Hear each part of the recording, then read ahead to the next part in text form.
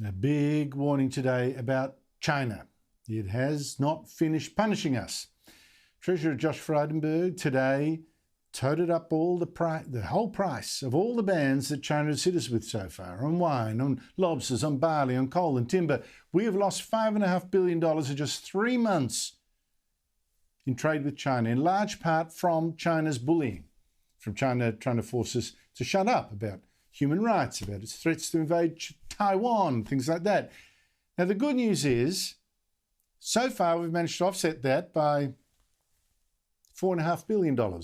More trade with other countries. We've gone elsewhere with our goods. But it still leaves us $1 billion down in just 3 months. And Josh Frydenberg today warned business, get ready for more punishment with China. Switch your business from China to somewhere safer if you can. I spoke to the Treasurer a short while ago and asked him, how will China hit us next? Well, Andrew, Australia has been the target of China's economic coercion. Our exports, like barley, like beef, wine and coal, have been targeted. But despite that, the Australian economy has shown its remarkable resilience, and our exporters have found other markets.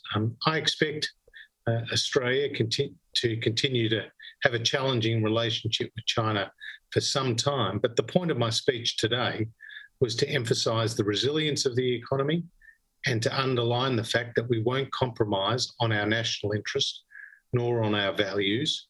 We will be steadfast, we will be clear, we will be consistent, and we will look for alternative markets. But you did say you expected more. So far in one quarter, we've lost $1 billion despite the gain in other markets.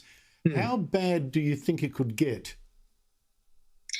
Well, again, China released a list of so-called 14 grievances, which they had with Australia. They were everything from our posture on national security issues to foreign investment to the right of politicians to speak their mind, a precondition for our democracy that we love so much.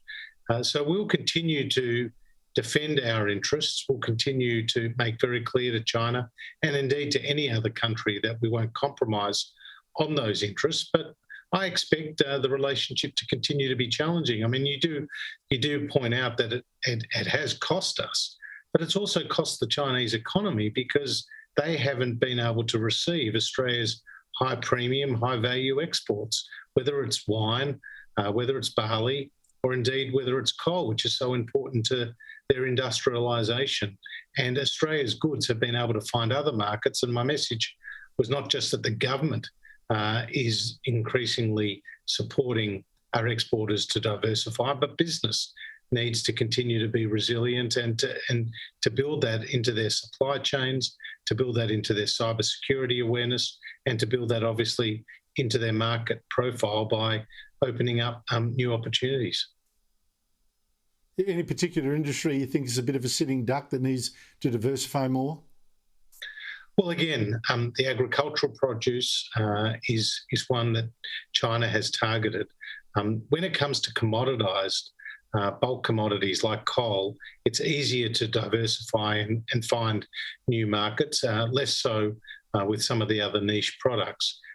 With respect to our biggest export, iron ore, China can't find an alternative source of iron ore to Australia, at least in the near term. Our iron ore is high quality and it's obviously very large volumes as well that we export to China as well as to other countries. They're trying to develop new markets or new mines and new supply in Africa, but they can't replicate the Australian iron ore very readily, and that iron ore is obviously critical to their domestic economic strength, but also to their exports, because they're the world's largest steel exporter and they rely on Australian ore to help make that domestic steel production.